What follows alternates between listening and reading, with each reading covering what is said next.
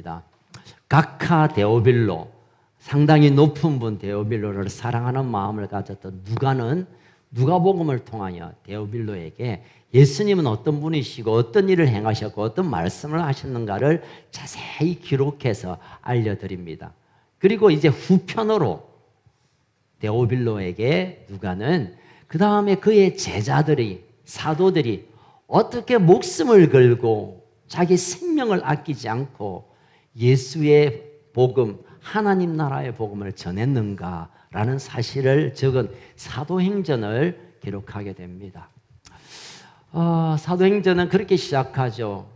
120명의 마지막 예수님의 제자들이 마가다락방에 모여서 하나님의 약속한 바 그 무엇을 기다리고, 그리고 저희들이 함께 모여서 마음을 같이하여 힘을 다하여 기도하는 가운데 오순절날 성령이 강림하시는 사건을 통해 이제 새로운 하나님의 나라의 그림이 펼쳐지기 시작됩니다.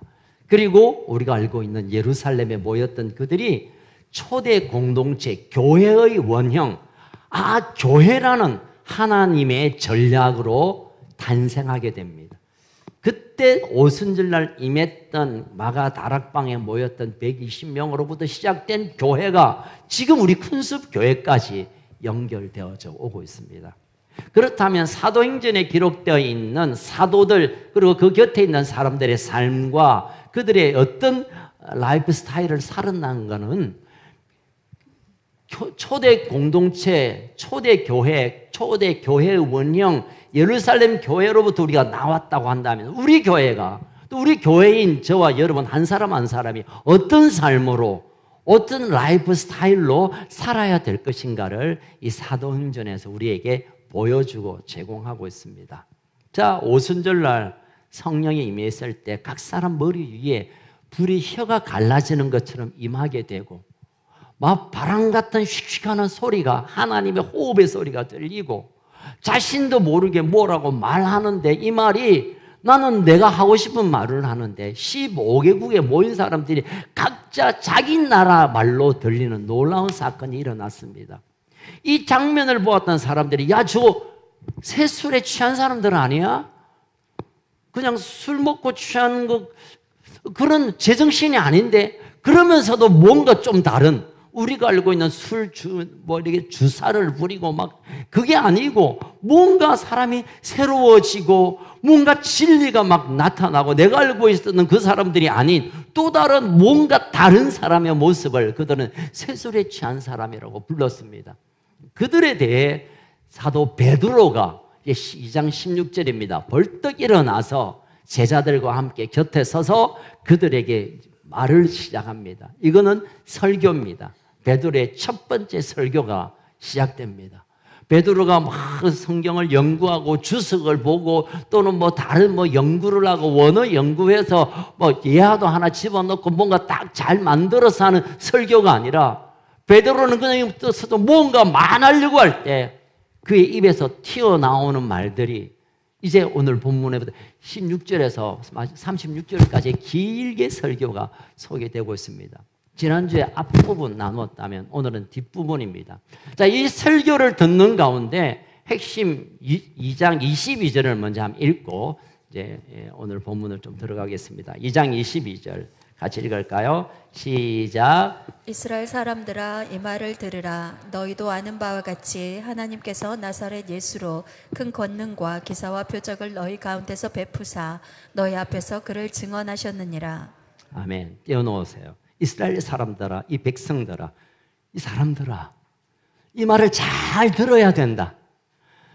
나사렛 예수가 큰 권능과 기사와 표적과 놀라운 일을 행했는데 얘가 왜 이러십니까?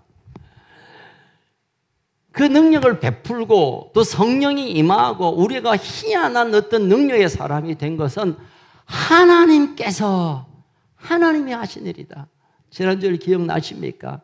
하나님께서 성령을 보내시고 하나님께서 예수를 다시 살리시고 하나님께서 예수님에게 권능을 베푸시고 하나님께서 우리에게 찾아오시고 하나님께서 하나님의 복음을 전하게 하는 이 일이 진행되고 있으니 이 모든 일의 주인은 하나님이라는 사실을 강조하며 증거하고 있습니다. 여러분, 믿음이라는 것은, 신앙이라는 것은 내가 뭘 잘해서 좋은 결과를 얻는 것이 아니라 내가 열심히 믿고 열심히 기도해서 뭔가 좋은 결과가 짠 나타나는 이 우리끼리 하는 일에 관한 얘기가 아니라 철저히 하나님께서 나를 부르셨고, 하나님께서 내 기도를 들으셨고, 하나님께서 내 헌신을 받으셨고, 하나님께서 그 일을 만드셨고 그 일을 되게 하셨다는 것, 하나님의 주재권, 주인 되심을 그대로 인정하는, 뭐가 얘들이가 좀, 이거 끄고 이거 쓸게요. 죄송합니다. 영상을 보는 분, 제 빵구 소리 결코 아닙니다.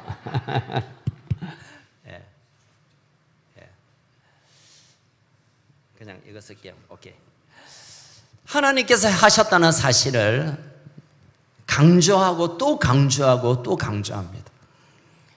베드로가 아주 똑똑해서 저는 유창한 설교하는 게 아니라 그들이 기도를 많이 해서 손에 무슨 장풍이 나가서 사람을 고치는 것이 아니라 하나님께서 베드로 무식한 촌뜨기 배 일꾼은 뭐랍니까?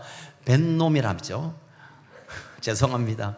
그런 아무도 관심 갖지 않는 그 베드로를 들으셔서 하나님께서 지금 이 일을 진행하고 있다는 것을 누가는 강조하고 있습니다. 여러분, 우리도 하나님께서 내 인생을 사용하시면 할렐루야, 하나님이 내 삶을 딱 붙잡아 주시면 할렐루야, 내가 할 수 있는 것 아니라, 내가 알고 있는 것이 아니라 하나님의 능력과 기사와 표적이 나타나는 인생으로 쓰임받게 될 줄 믿으시길 주의 이름으로 축원합니다. 대개 이제 사람을 우리가 평가할 때, 저 사람 좀 성숙한 사람이다, 저 사람 나이는 많아도 왜 이리 저렇게 어리노, 왜 철다구가 없노, 왜 미성숙하노, 이 차이를 우리는 대개 이 기준으로 말합니다. 성숙한 사람은 자기 성찰하는 사람입니다. 내게 무슨 문제, 혹시 무슨 일, 안 좋은 일이 있으면 내게 무슨 문제가 있나, 내가 무슨 일을 잘못했나. 오늘 갑자기 여러분 예배가 시작하자마자 LED가 전기가 나갔어요. 제가 갑자기 화가 났습니다. 미리 좀 챙겨보지 그러다가 뒤에서 왔다 갔다 2번 하다가 하나님이 제 마음을 터치했어요. 네 때문이다. 김원철 목사, 너 때문에 LED가 안 나와. 그래서 제가 잠깐 회개했습니다. 뭔지 모르겠지만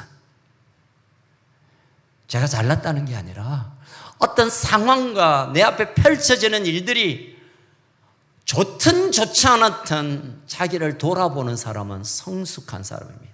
미성숙한 사람은 뭐냐면 투사, 프로젝션, 투사란 뭐냐면 있던 일을 누구한테 떠맡기는 거. 아니 방송실에 자들이 문제지 뭐. 공사를 저따구로 했어. 또는 아니 좀 잘 살펴봐야지. 너희들이 잘 관리를 못하니까 여기가 문제 있지. 미성숙한 사람은 그렇게 말합니다. 제가 금방 성숙과 미성숙을 왔다 갔다 했습니다. 예배 시간 5분 왔다 갔다 하는 사이. 여러분, 어떤 상황이 일어날 때 하나님이 쓰시는 사람들을 되게 성숙한 사람들을 사용하시는데, 성숙하다는 것은 많이 배우고 뭔가 사람이 좀 여유 있고 그게 아니라 철저히 자신의 부족을 기억하며 살피고 그 부족을 하나님 앞에 손들고 나오는 자를 하나님이 사용하십니다. 지금 베드로부터 시작된 이 12명 그리고 120명 그리고 15국에서는 수많은 하나님의 사람들을 하나님이 사용하시는데, 그들의 공통점은 성숙한 하나님의 사람들.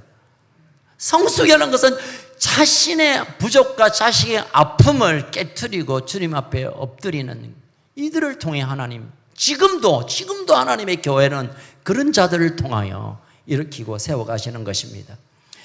여러분, 오늘 본문에 보면 하나님께서 지금 하나님의 교회를 탄생시키는, 주님이 오실 때까지 이제 하나님의 공동체로 교회를 탄생시키는 이 시점에 하나님께서 내가 디자인한 교회, 내가 원하는 교회, 내가 원하는 하나님의 가족으로서 공동체는 적어도 이런 사람들, 이런 가치를 가진 사람, 이런 기준으로 살아가는 사람을 내가 세워야겠다. 그 그림이 베드로의 설교 속에 담겨 있습니다. 자, 베드로의 설교의 내용을 2가지로 이렇게 요약하면, 너희들이 우리 보고 새술 취했다는데 이거는 우리가 그냥 그건 술 취한 게 아니라 요엘서 2장 28절부터 나왔던 하나님이 하나님의 나라를 위하여 꿈꾸는 공동체에 일어날 아이들이 뭘 한다고요?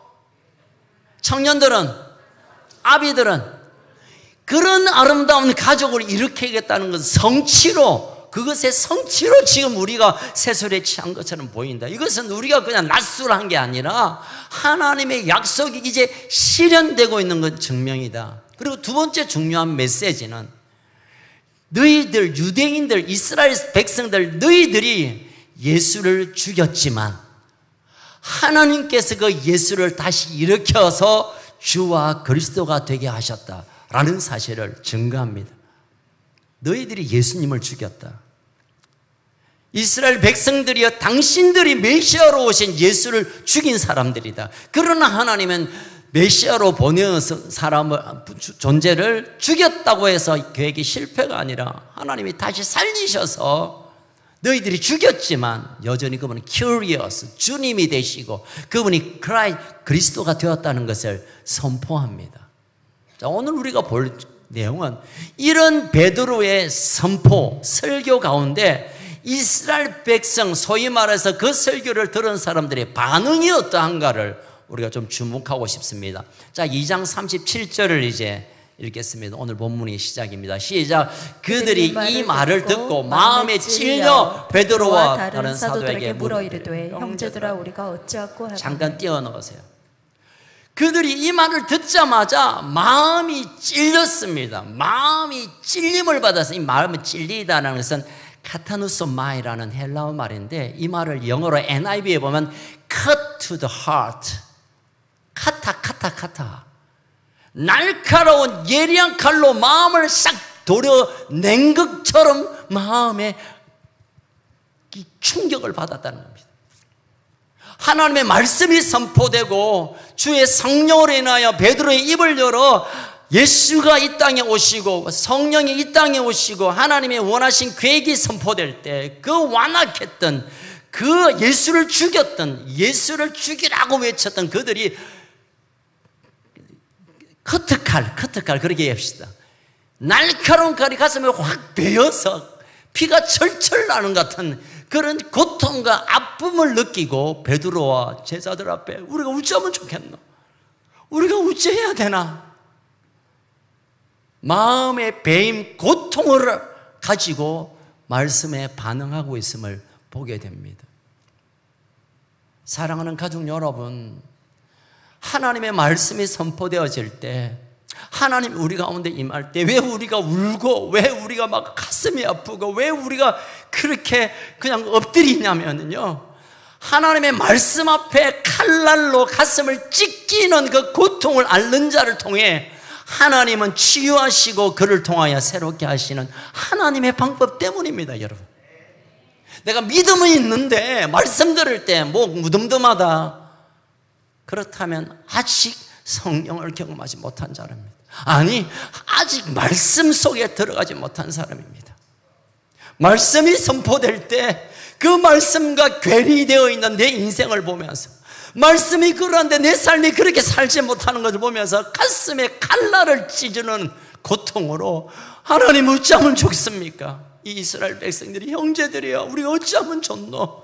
어찌합니까? 어찌해야 내가 삽니까? 라고 두 손 들고 나오는 이 일들이 이제 하나님의 일하심의 출발이어야 합니다. 내가 수천 번 수만 번 설교를 들음에도 불구하고, 내가 수천 번 기도했음에도 불구하고 내 가슴에 아픔이 없고 내 가슴에 찢어짐이 없다면 여러분 다시 생각해 보세요. 여러분 예수 믿는 것인지 아닌 건지. 하나님의 말씀의 선포 앞에 그렇게 살아내지 못한 우리의 자신을 보며 가슴에 베임바되는 통증이 없다면 그건 아직 신앙이라고 말할 수 없습니다. 그러면 예수 믿는 사람은 맨날 아파야 되나? 예, 아파야 합니다. 내 인생을 보며 아파하고 이 민족의 미래를 보며 아파하고 뉴스를 보면서 아파하고 우리 자녀들을 보며 가슴 아파하는 자들, 그들을 통하여 하나님 치유하시고 그 통곡을 하나님 들으시고 하나님의 나라를 그곳에 오게 하십니다. 이것이 하나님의 방법입니다. 어쩔 수 없습니다. 하나님은 그냥 우리 그냥 잘 되게 하고, 하나님께서 그냥 우리 그냥 포실포실하게 포동포동하게 그냥 뭐 잘 살게 하면 참 좋겠는데, 하나님은 그렇게 일하시지 않는 것 같아요.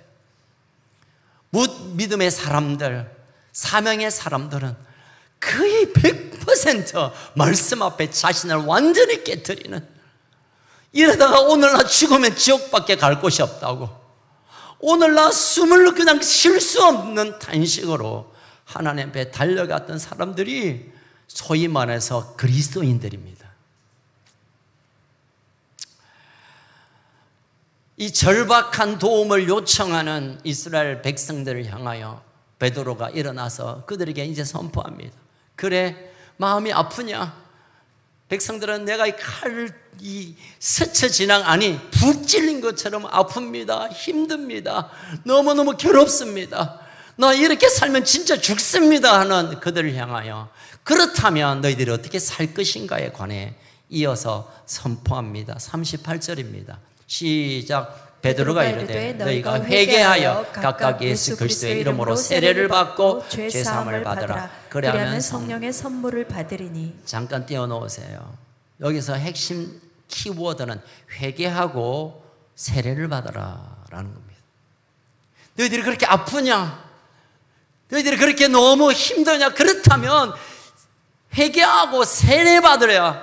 그러면 성령이 오셔서 우리를 지극케 하고, 우리를 하나님께서 부르신 민족의 사명을 감당케 하고, 하나님의 나라의 풍성함을 우리가 상상할 수 없는 것을 보게 될 것이라고 선포하고 있습니다. 여러분, 회개하고 세례, 우리가 너무 잘 아는 단어입니다. 그런데 여러분, 회개하고 세례받고 그 다음에 성령 받는 겁니다. 많은 분들은 성령 받으면 그때 내가 눈물이 좀 나면 회개하고 그 다음에 내가 죄사함, 아니요, 순서를 보셔야 됩니다. 회개하는 자에게 하나님께서 세례를 허락하시고, 그 세례를 통하여 죄사함이 해결될 때 그 순결하고 거룩한 심령 위에 성령의 선물이 부어지는 것입니다. 아멘. 자, 그렇다면 회개는 뭡니까? 회개. 메타노이아라는 이 헬라 말은, 회개란 말은 길을 돌이키다라는 뜻입니다. 우리는 회개하면 짜는 거라고 생각하는데요, 짜는 게 아닙니다. 우는 것 아니고 가슴 치는 건 아니고 그건 감정적인 어떤 표현일 뿐이고, 핵심은 돌이키는 겁니다. 유턴입니다. 유턴. 내가 가던 길을 돌아오는 행동이 회개입니다. 이렇게 사는 걸음을 돌아서서 성경이 말하는 대로 다시 돌이켜 가는 것이 회개입니다. 여러분, 땅을 치고 후회하는 게 회개 아니고, 잘못했다고 막 가슴 치는 게 회개가 아니라, 회개의 완성은 돌이켜 오는 겁니다. 내가 이런 목적으로 사는 목적을 깨트리고 포기하고 하나님 나라의 목적으로 오고, 맨날 하는 말이 그냥 10원짜리 그냥 막 원망감, 그냥 짜증나는 말을 끊고 하나님의 귀한 말씀이 내 입에 들어와 그 말을 하는 것, 이게 회개입니다. 입술의 회개가 있고, 우리의 몸의 회개가 있고, 우리의 삶의 회개가 있고, 재정의 회개가 있어야 됩니다. 존 웨슬레는 지갑이 회개해야 진짜 회개다라고 했습니다. 이 말은 뭐냐 하면, 돈을 씀에 있어도 내가 원하는 것, 내 기분대로 내 마음대로 쓰는 것을 끊고 하나님이 기뻐하는 삶으로 기뻐하는 곳에 흘려보내는 그 지갑의 회개, 전정적 회개가 완성될 때 하나님이 그에게 물건을 주신다는 그런 약속이죠. 여러분, 이 회개는 행동입니다. 느낌하고 그냥 울고 말고 이게 아니라, 돌아올 때 그냥 돌아올 수가 없으니까 잘못 깎은 것에는 후회 때문에 울고, 그럼에도 불구하고 나를 돌아오게 하시는 기회를 주셔서 감사해서 우는 거지, 우는 게 회개가 아닙니다. 여러분, 울었다고 잘못했다고 몇 마디 했다고 회개 아닙니다. 여러분, 행동이 수반되어야 됩니다. 돌아와야 됩니다. 우리가 같은 걸음을 돌이키는 회개가 있기를 주의 이름으로 축원합니다. 내가 살아가는 방식에 돌이키는 유턴이 있는 진짜 회개가 주어지기를 주의 이름으로 축복합니다. 그럴 때 비로소 세례가 주어집니다. 이 세례는 뭐냐면, 우리 합동 측 헌법에 보면 교회 출석 6개월 지나면 예수 믿는 걸 확인하고 이제 장로님들한테 시험을 쳐서 합격하면 이제 목사님이 이제 세례식에 머리에 얹으면서 뭐라 하면 세례다. 이것은 교회에서 만든 어떤 형식적인 내용이고 실제적 세례의 의미는 그것이 아닙니다. 사도 바울은 세례를 이렇게 말했습니다. 로마서 6장 5절 시작. 만일 우리가 그의 죽으심과 같은 모양으로 연합한 자가 되었으면 또한 그의 부활과 같은 모양으로 연합한 자도 되리라. 세례를 말할 때 사도 바울은 우리가 예수와 연합하는 것이 세례인데, 연합하는 것은 뭐냐면 예수의 죽으심처럼 우리가 죽는 거래요.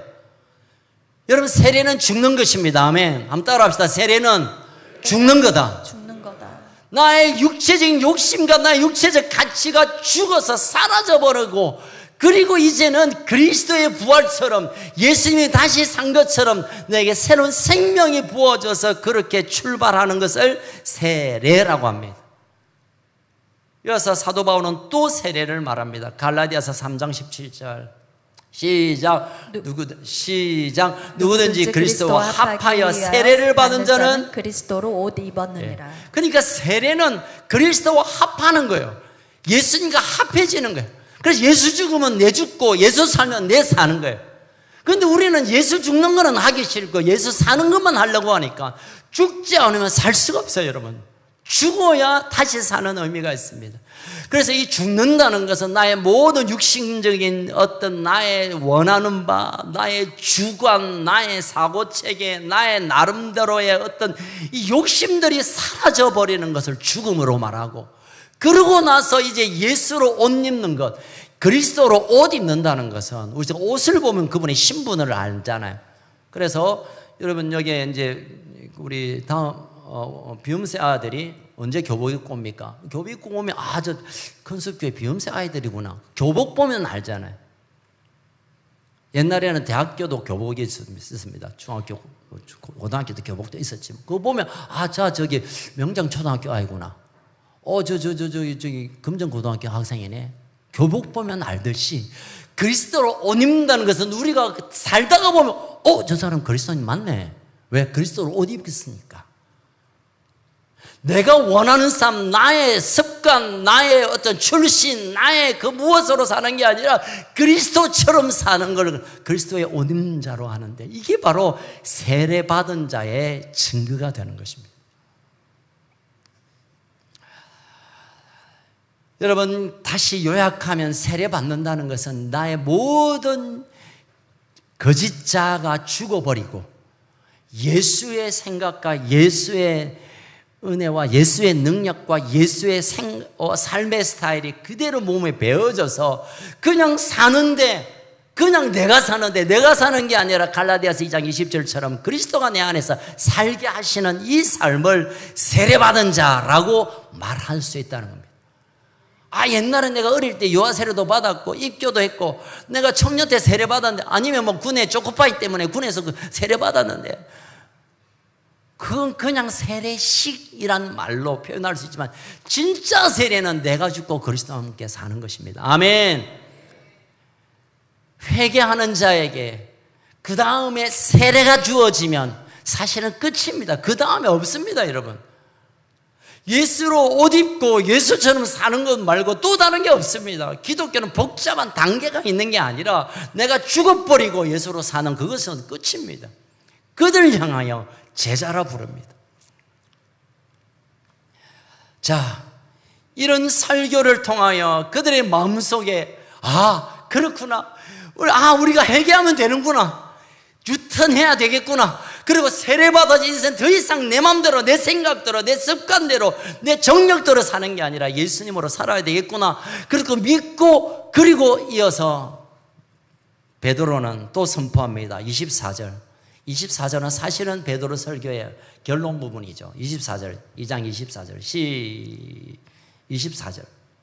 40절 죄송합니다. 2장 40절 시작. 또 여러 말로 확정하여 권하여 이르되 너희가 이 패역한 세대에서 구원을 받으라 하니. 너희들이 회개하고 유턴하고 예수의 생명을 있는 세례 받으면 이 세대가 패역한 세대, 패역한 세대다 지금 이 시대가. 그러나 거기에서 구원을 받게 될 것이다. 여러분, 패역하다라는 것은 요즘 안 쓰는 말인데요, 원어적 의미는 삐뚤어졌다라는, 삐뚤어진 세대입니다. 여러분 보십시오. 지금 세상이 다 삐뚤어져 있습니다. 제대로 정상인 데가 어디 있습니까? 여의도, 용산 할 거 없이 온 나라가 다 삐뚤삐뚤했습니다. 정상을 볼 수 없어요. 여야 할 거 없이 그냥 가진 자 못 가진 자를 다 정상적인 청년을 볼 수 없고, 정상적인 기업가를 볼 수 없고, 정상적인 정치가는 이미 포기했었고, 우리가 정상적인 다 삐뚤삐뚤합니다. 근데 삐뚤한 사람들이 자기한테 맞추랍니다. 그러니까 다 온 세상이 삐뚤어져 있습니다. 이 삐뚤한 세상, 패역한 세대, 우리가 바로 그러면 다들 손가락질합니다. 너 바로 살아야지. 왜 그렇게 사냐? 왜? 다 삐뚤한 눈으로 보니까. 여러분, 사회, 정치, 경제, 교육, 종교, 교회까지 포함해서 모든 세계가 지금 삐뚤함이 정상인처럼 착각하고 살아가는 시대입니다. 그런데 이 패역한 세대가 예수님 당시에서 있었고, 지금 이 베드로가 바라볼 때 온 세상이 삐뚤어졌습니다. 나라는 지금 막 식민지 되어 있고, 그러면 이 민족의 지도자들이 이 나라의 자유를 위하여 싸워야 되는데, 그 로마에서 빌붙어서 백성에게 삥이나 떴고, 제사장들은 거룩한 백성들의 죄를 갖다, 악한 죄를 거룩함으로 바꿔야 되는데 돈 받고 재판하고 제사하고, 말씀을 제대로 가르쳐야 할 이 바리새인들은 지 목적에 따라 막 지 맘대로 해석해서 하고, 온 세상에 삐뚤한 세대. 그럼 우리가 삐뚤하게 살 수밖에 없어요. 그러나 제대로 회개하고 제대로 하나님의 그 세례가 체험된 자들은 이 삐뚤한 패역한 세대 속에서도 여기에 구원이 있다고 말할 수 있는 삶을 살아낼 수 있다는 것입니다. 아멘. 여러분, 이 땅에 소망이 어디 있습니까, 여러분? 아니, 대한민국에 소망이 어디 있습니까? 새로운 대통령이 뽑히면 좋을까요? 우리 지역구 새로운 국회의원이 뽑아지면 되겠습니까? 좋은 시장 뽑으면 이 나라가 어찌 이 도시가, 아니요, 여러분 기대하지 마세요. 절대 그런 일이 없고, 그런 사람도 안 뽑히고, 그런 사람이 뽑혀도 될 수 없어요, 여러분. 이 세상은 삐뚤한 거예요, 여러분. 그렇다면 이 악하고 패역한 삐뚤한 세상 속에 하나님의 구원이란 생명의 길을 연결하고 보여줄 때가 어디입니까? 교회밖에 없습니다. 교회인 저와 여러분, 우리 한 사람 한 사람밖에 없어요. 그래서 베드로가 말합니다. 이 패역한 세대에 네가 구원을 이루게 될 것이다. 이룬다는 것은 구원을 보여준다는 거예요. 이 시대의 구원으로 여러분의 삶을 증명하기를, 여러분이 회개했고 여러분이 참 세례자로, 참 하나님의 사람으로, 참 복음의 사람으로 하나님 나라의 시민인 것을 구원함으로 증명해 보이는 저와 여러분 되기를 주의 이름으로 축원합니다. 할렐루야. 여러분, 고린도서 5장 18절을 한번 잠깐 읽어보겠습니다. 우리의 삶이 예수 믿고 난 후에 회개하고 세례받은 이후의 삶이 어떤 존재인 걸 이렇게 말합니다. 시작. 모든 것이 하나님께서 났으며 그가 그리스도로 말미암아 우리를 자기와 화목하게 하시고 또 우리에게 화목하게 하는 직분을 주셨습니다. 고린도후서 5장 18절, 저거 아닌데, 보라 우리가 새로운 피조물이라. 우리가 새로운 피조물이 되었어요. 하나님께서 우리의 존재를 새로운 피조물로 인정하십니다. 내 모양이 이렇게 늙었고 아직 병 그대로 있고 내 인생이 막 구겨져 있는데도 불구하고 하나님 우리를 향하여 네가 새로운 피조물이다 라고 말합니다. 그런데 무조건 새로운 피조물이 아니라 주 안에서 새로운 피조물이라고 말하고 있는 겁니다. 다시 말하면 예수와 함께 연합하고 예수의 옷을 입고 예수님과 동행하는 삶을 살 때 비로소 우리는 새로운 피조물, 새로운 인생, 새로운 가치, 진짜 구원이 현실되어 있는 이런 삶을 살아낼 수 있는 것입니다. 아멘. 17절입니다. 다시 읽겠습니다. 시작. 그런 정도지 그리스도 안에 있으면 새로운 피조물이라. 이전 것은 지나갔으니 보라 새 것이 되었도다. 여러분, 내 인생이 새로운 피조물이 아니라고 한다면 하나님이 뭔가 문제가 있는 것이 아니라, 이 성경이 틀린 게 아니라 그리스도 안에 있지 않아서 새 피조물의 삶을 누릴 수 없어요. 나 교회 20년 다녔는데요, 내가 직분 받았는데요, 내가 열심히 했는데, 아니에요. 그런다고 해서 새로운 피조물의 새로운 창조의 삶을 사는 게 아니라 그리스도 안에 있으면 단 하나의 조건입니다. 그리스도 안에 있다는 것은 그리스도와 연합한다는 의미입니다. 이것을 좀 더 분명하게 말해주는 곳이 있습니다. 갈라디아서 5장 16절 시작. 내가 이르노니 너희는 성령을 따라 행하라. 그리하면 육체의 욕심을 이루지 아니하리라. 아멘, 아멘. 육체의 욕심에 따라 그렇게 살다가 인생을 지옥으로 달려가는 것을 멈추려고 한다면 성령에 따라 사는 것, 성령을 쫓아 사는 것, 성령이 원하는 대로 삶을 살아야 되는, 여기에 소망이 있다는 것입니다. 여러분, 이 땅은 허망한 것인 뻔히 알면서 그것을 쫓아갑니다. 여러분, 소태합니까? 소태는 작은 테두리를 말하는 게 아니라 먹을수록 더 막 갈증 나는 거. 야, 무슨 된장국을 소태로 끓이나, 뭐 그런 말 있잖아요. 먹으면 먹을수록 이제 뭐 갈증이 나니까 또 먹어요. 바닷물을 막 목이 타니까 바닷물 마시면 또 땡겨. 그러다가 터져 죽는 거예요, 여러분. 이 땅에 욕심을 구하면 그걸 더 욕심을 구해야 되니까, 여러분 지금부터 딱 한 달에 500만 원씩 더 벌면 진짜 삶은 날 것 같죠? 지금보다 내 경제 구조가 한 달에 500만 원만 더 플러스가 되면 진짜 좀 제대로 살 것 같지만 더 소태를 경험할 겁니다. 저는 잘 몰라요. 그런데 그렇게 버는 사람들이 그런 얘기해요. 한 달에 1억씩 벌고 1년에 10억 연봉을 받은 사람들이 한 달에 200만 원, 300만 원 월급 받을 때보다 더 갈증이 나고 더 힘들고 더 지쳐서 결국 스스로 인생을 끝내는 사람들이 얼마나 많아요. 여러분, 하나님이 주시는 것이 아닌, 하나님이 우리 인생에 채우고 공급하는 것이 아닌 그 모든 것들은 소태의 역사가 있습니다. 더 먹고 싶고 더 마시고 싶고 더 가지고 싶고 더 하고 싶은데 하면 더 갈망이, 우리가 안 되는데도 자꾸 그 길을 달려갑니다. 하나님께서 우리의 육체의 욕심을 깨트리고, 이 욕심, 나 더 이상 그런 거 안 해야지. 육신의 정욕, 안목의 정욕, 이생의 자랑, 이거 안 해야지. 나는 진짜 소박하고 거룩하고 정결하고 정직하게 살아야지. 결심으로 되어지는 게 결코 아닙니다. 많은 분들은 이렇게 생각해요. 저분은 본래 사람이 인격이 좋아가지고, 저 사람은 참을성이 있어서, 저 사람은 참 예의가 발라서, 저 사람은 참 매너가 좋아서. 그거 얼마나 갑니까? 여러분들, 이 땅에 우리의 가진 그 어떤 것으로 육체의 정욕을 이길 게 하나도 없습니다. 성령이 우리를 제어하고 우리를 다스리고 우리를 통치하지 않는 이상 우리는 다 지금은 조금 괜찮은 것 같지만 조금 더 생기면 우리는 이제는 막아설 수 없는 데까지 달려가게 되어 있습니다. 그래서 사도 바울은 성령을 따라 행하라. 그래야 육체의 정욕, 이 악함을 끌어가는 것을 끊어낼 수 있다라고 말씀하시는 겁니다. 여러분, 육체의 정욕을 깨트리는 유일한 길은 성령을 따라 사는 일밖에 없음을 기억하시길 주의 이름으로 축원합니다. 이제 말씀을 마무리하겠습니다. 여러분, 전능하신 하나님을 믿으십니까? 우리를 새로운 피조물로 빚어주신 사실을 믿으십니까? 성령님과 동행함으로 인하여 정말 능력 있는, 가치 있는 멋진 그리스도인으로 살기를 원하십니까?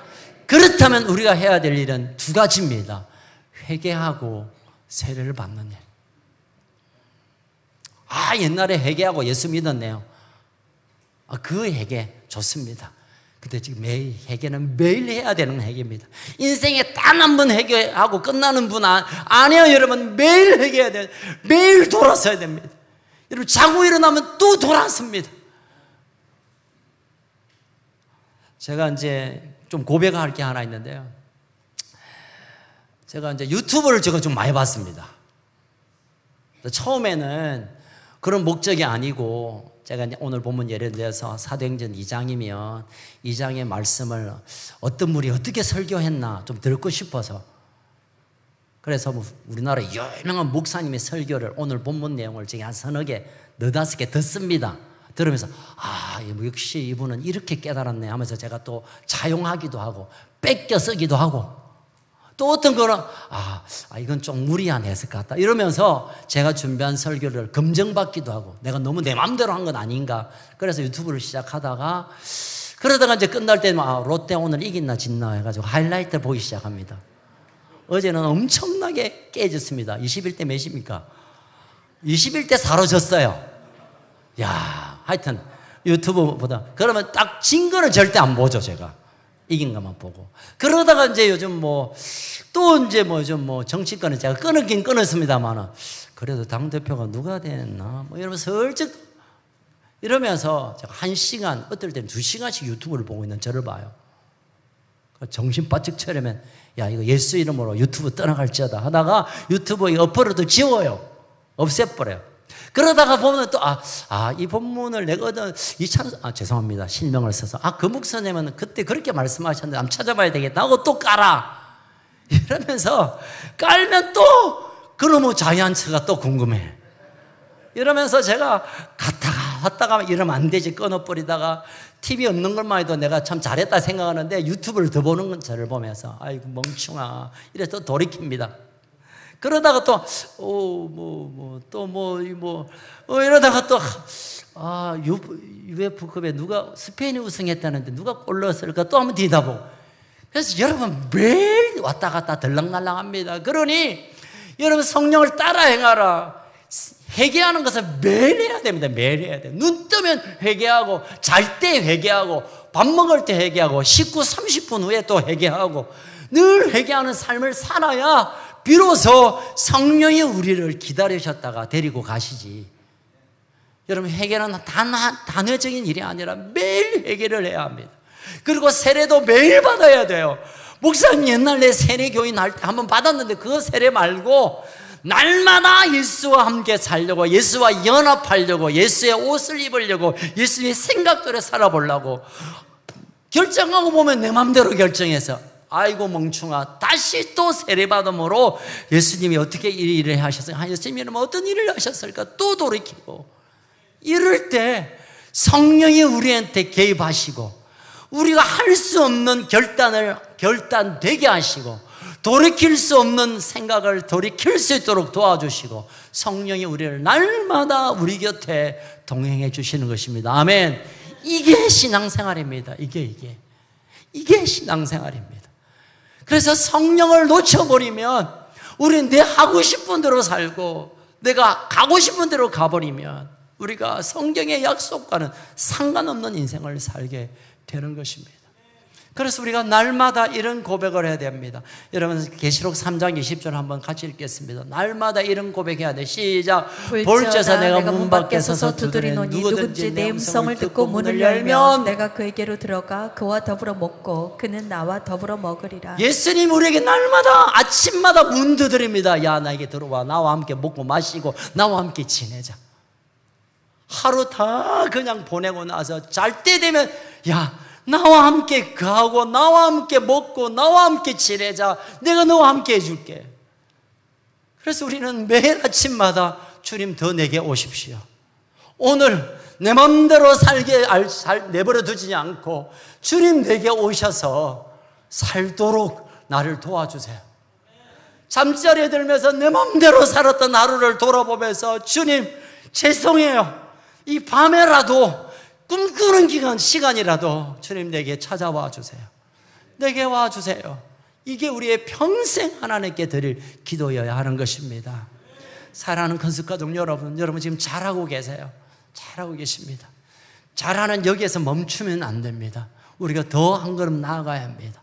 이제는 진짜 회개를 즐기면서, 여러분 찔찔 짜면서 회개하지 마세요.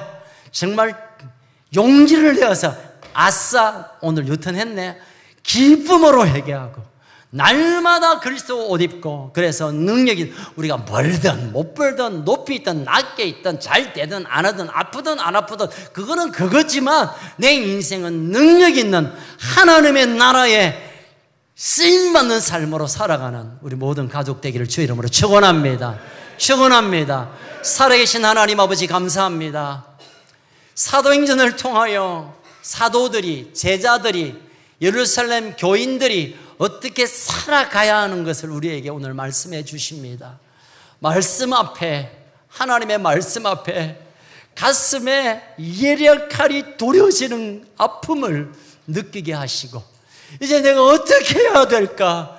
결국 주님 앞으로 손들고 나가게 하여 주시고, 날마다 회개하고 또 회개하고 또 회개하고 또 돌이키고 또 돌이키고, 그리고 또 그리스도로 옷 입고 그리스도의 생명으로 살고 그리스도와 연합하고, 그래서 우리의 걸음걸음이 우리가 배운 것으로 사는 것이 아니라, 내가 가진 것으로 사는 것이 아니라 성령의 능력으로 살아갈 수 있는 우리의 인생 되게 하여 주시옵소서. 특별히 우리 큰숲 가족 가운데 여러 가지 인생의 문제 때문에 주춤하고 멈춰 있고 쓰러져 있고 널브러져 있다면, 오늘 성령님 찾아가 주셔서 그 마음에 배임바되는 고통을 통하여 회개하게 하시고, 그리고 성령으로 인하여 예수로 옷 입혀주시는 이 놀라운 기적을 행함으로 말미암아 아픔은 아픔일 뿐 내가 하나님 나라에 쓰임받는 위대한 하나님의 사람, 믿음의 사람, 제자, 마지막 시대의 사도처럼 쓰임받는 우리들이 되게 하여 주시옵소서. 성령님, 이 시간 우리 가운데 운행하시니 감사합니다. 지금 이 시간에 우리에게 회개의 영으로 찾아와 주시옵소서. 회개의 영으로 임하여 주시옵소서. 내가 이렇게 살면 안 된다는 건 알면서 그 길을 돌아서지 못하고 있다면 성령님 우리를 붙드셔서 획방향을 바꾸어 주시옵소서. 돌이킬 수 있는 용기와 힘을 주시옵소서. 이렇게 살다가 내 인생이 너무 허비될 텐데 내가 걸어가는 걸음을 돌이키게 하여 주옵소서. 회개의 영을 부어 주시옵소서. 내가 다시 한번 주님 앞에 세례받기를 원합니다. 그리스도와 연합하길 원합니다. 성령님 도와주시옵소서. 성령, 내 생각, 내 마음, 내 계획, 내 욕심에 따라 사는 인생이 아니라 그리스도의 생각과 그리스도의 마음과 그리스도의 비전이 내 속에 채워지는 세례의 사건이 오늘 이 시간 일어나게 하여 주옵소서. 우리 주여 부르짖고 한번 기도할 텐데, 회개합니다. 주님, 내게 다시 한번 세례를 베풀어 주옵소서. 주여 부르짖고 기도합시다. 주여,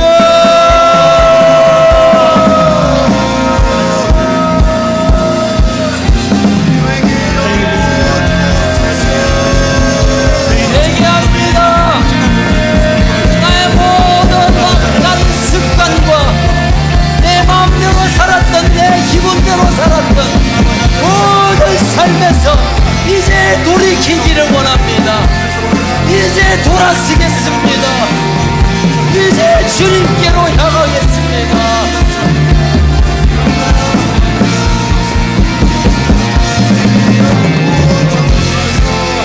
주님 내게 오시옵소서.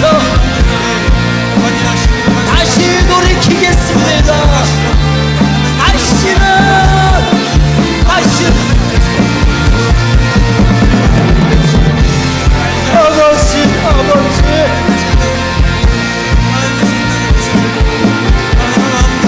주님 나를 붙드시고 주님과 연합할 때 성령을 따라 행함으로 말미암아 성령의 열매를 맺으며 하나님의 나라 위에 쓰임받는 아름다운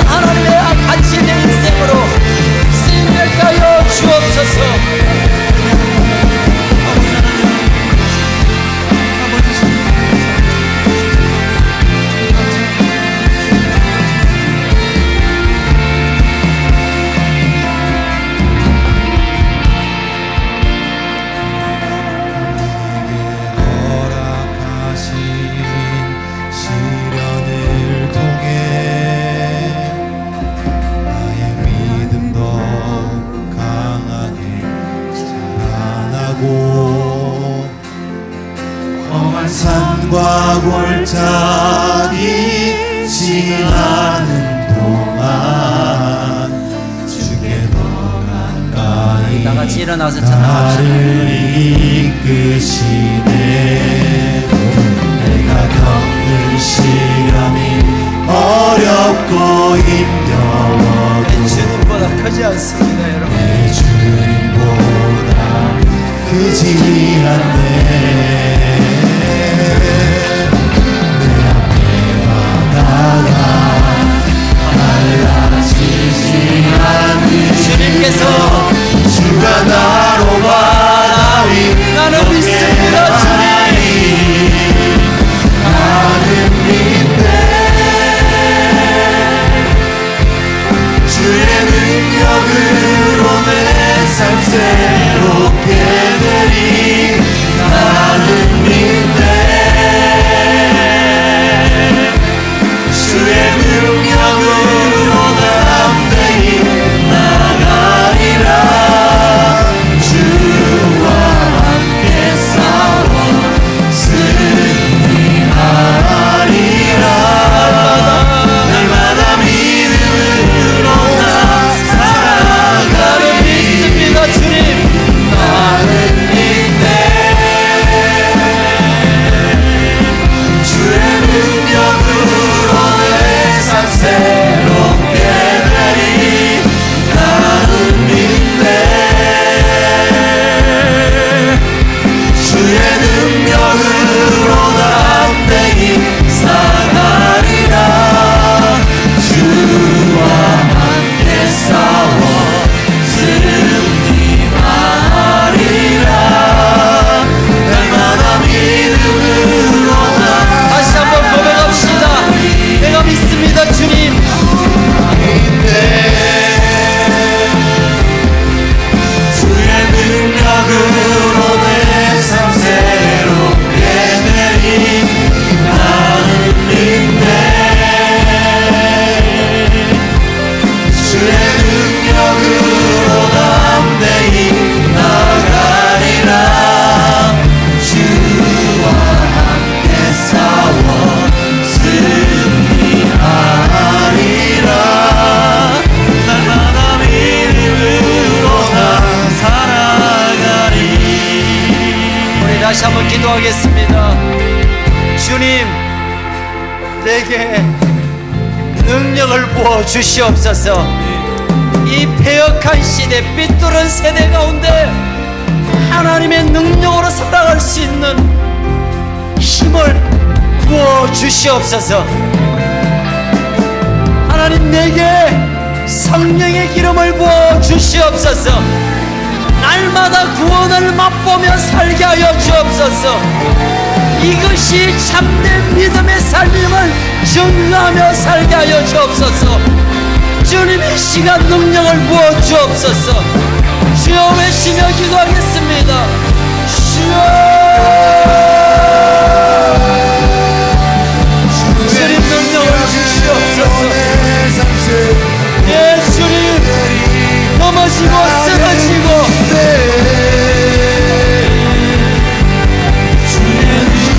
주님 오늘 붙드셔서 약한 세대 가운데, 이 패역한 믿음 세상 가운데 하나님의 구원을 증거하여 보이게 하여 주옵소서.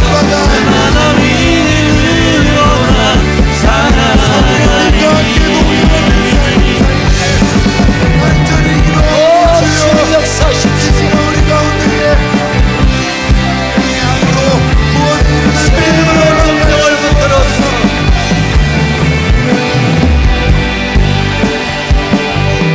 오 주님 채우소서. 나의 잔을 높이 듭니다. 나는 양식 내게 채워주소서. 넘치도록 채워주소서. 오 주님, 채워주세요. 오 주님 채우소서. 믿는 자 세워주십시오. 믿습니다. 하늘 양식 내게 채워주소서. 넘치도록 채워주소서. 하나님, 이제 우리가 이 패역한 삐뚤어진 세상 가운데 하나님의 구원을 보여야 할 사명자로 우리가 하나님 앞에 서기로 결단합니다. 날마다 우리의 입술과 우리의 삶과 우리의 모든 환경 가운데 회개로 주께로 향하게 하시고, 날마다 세례로 주님과 연합하는 부활의 권세와 능력이 부어지게 하여 주옵소서. 그래야 성령의 권능이 우리 삶을 통하여 나타나므로 이 악한 세대를 이기고 이 악한 세대에 참된 진리의 길을 여는 하나님의 사람들 되게 하여 주옵소서. 그런 자들에게 공급하시는 하늘의 부여와 땅에 넘치는 복도 허락하여 주옵소서. 이 한 주간 믿음으로 살아갈 때 성령님 날마다 오셔서 우리를 깨닫게 하시고, 날마다 우리의 기도를 도와주시고, 날마다 권능으로 우리와 함께하여 주시옵소서. 지금은 우리 주 예수 그리스도의 그 크신 은혜와 하나님 아버지의 그 놀라우신 사랑과 성령님의 위로 교통 충만하시고 기름 부어주시는 역사가 이 패역한 시대 가운데 하나님의 구원으로 살아가기로 결정한, 하나님의 나라의 소망으로 달려가기로 결정한 우리 하나님의 사람들 머리 위에, 이 땅 가운데 있는 모든 다음 세대 가운데 휘청거리고 비틀거리고 쓰러져 있는 이 나라의 백성, 이 땅, 이 민족 위에, 북쪽에 사랑하는 우리 가족들 위에, 열방 가운데 생명을 내어놓고 하나님 나라의 복음을 위하여 삶을 드리는 모든 선교사들 위해 지금으로부터 영원토록 항상 함께 있을지어다. 아멘. 하나님께 영광의 박수 올려드립시다. 지금은 엘리야 때처럼 주 말씀이 선포되고, 주의 종 주의 종 모세의 때와 같이 언약이 성취되네.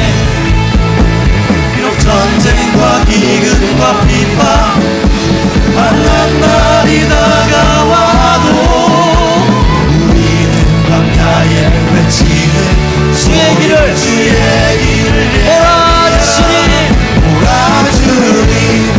구름 타시고 나팔 불 때에 다시 오시네. 외신세 은혜의 리 시온에서 구원이. 오라 주님, 오라 주님. 구름 타시고 나팔 불 때에 다시 오시네.